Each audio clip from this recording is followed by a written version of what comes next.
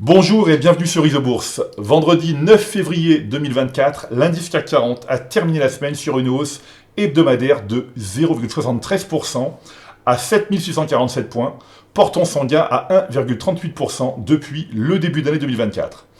Alors, à l'exception de la bourse de Madrid qui a terminé en baisse, les principaux indices boursiers des États-Unis et de la zone euro ont fini la semaine sur une note positive. En Europe, la plus forte hausse hebdomadaire est revenue au principal indice de la bourse d'Amsterdam, l'indice AEX néerlandais, avec un gain de 3,55%. Aux États-Unis, ce sont les petites valeurs américaines de l'indice Russell 2000 et les valeurs technologiques du Nasdaq Composite qui ont dominé la semaine, avec des gains hebdomadaires supérieurs à 2%. Alors, porté par ASML, le fabricant néerlandais de machines spécialisées dans les semi-conducteurs et la première pondération de l'indice AEX, l'indice boursier de la 5e économie de l'Union européenne affiche une progression de 8,25% depuis le début d'année 2024. Le principal indice de la bourse d'Amsterdam évolue au sein d'une tendance haussière à moyen terme depuis le croisement haussier des courbes de pression Isobourse 5 et 20 mois validé en décembre 2023. À New York, porté par des valeurs comme Nvidia ou Meta, le Nasdaq Composite est en hausse de 6,52% depuis le début d'année 2024. Alors l'indice phare des valeurs technologiques évolue au sein d'une tendance favorable à moyen terme depuis le croisement haussier des courbes de pression Isobourse 5 et 20 mois validé en avril 2023. Moins dynamique que les deux précédents indices avec un gain de seulement 1,38% depuis le début d'année 2024, le principal indice de la bourse de Paris, le CAC 40, poursuit sa reprise à moyen terme.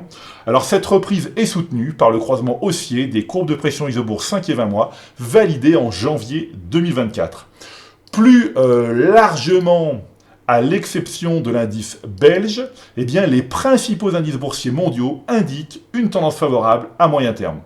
Alors depuis mai 2022, le principal indice de la bourse de Bruxelles, le Belvin, évolue dans une tendance compliquée à moyen terme. Cette tendance a été confirmée par le croisement baissier des courbes de pression Isobourse 5 et 20 mois. Toutefois, les courbes sont en train de se redresser depuis quelques mois. Alors ce retournement est un signal positif, mais il est encore tôt pour dire si ce redressement se confirmera et marquera le début d'une nouvelle tendance haussière à moyen terme.